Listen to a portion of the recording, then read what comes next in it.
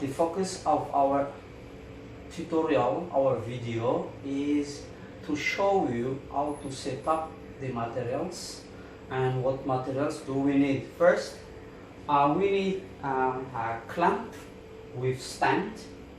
So our clamp is replaced by these two forks, of course, because our materials, our apparatus is at school in our physics lab, so we need to find a replacement, that something you can easily find at home. And this is the stick of my broken broom and my clothes stand to replace clamp with stand. Then a split cork. The split cork is this plastic glass.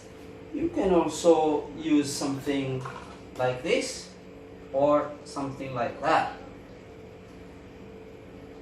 Okay, and we need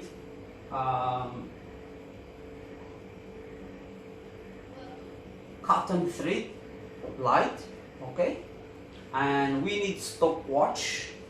Then we need meter rule.